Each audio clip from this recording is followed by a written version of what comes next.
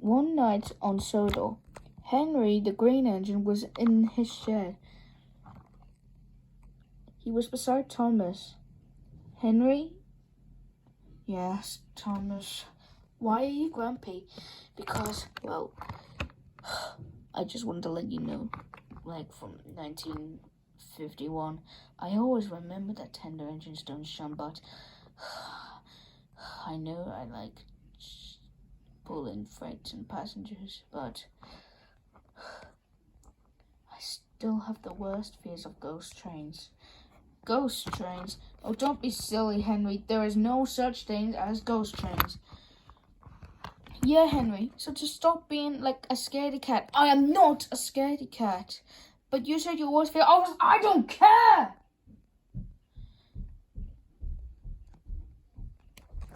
But late that night, when the engines were asleep, Henry had a nightmare. Oh, how am I moving? Just as Henry was puffing down the line, he went into a tunnel. When he came through the other side, he was surprised at first. But when he was realizing what was on the platforms, he didn't want to stop. The station had a skeleton staff and a very thin controller. And waiting to catch the train was a vampire.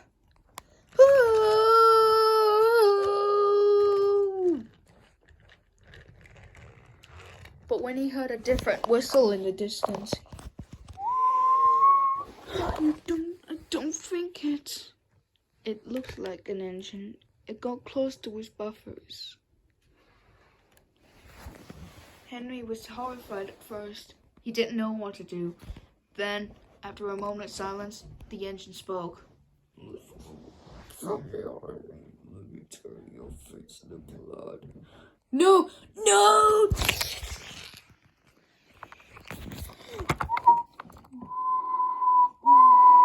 Henry whistled loud and long that it made the other engines awake.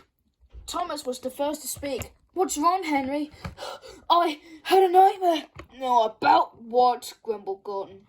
About an engine from the past that's a ghost train. I guess my worst fear is a ghost train. It's okay, Henry. You're still with us.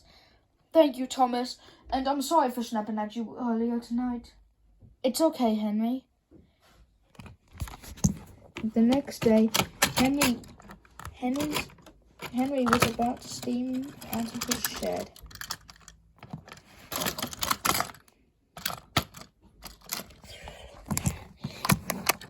Just as he knows that he hummed to himself, saying that there is no such things as ghost trains.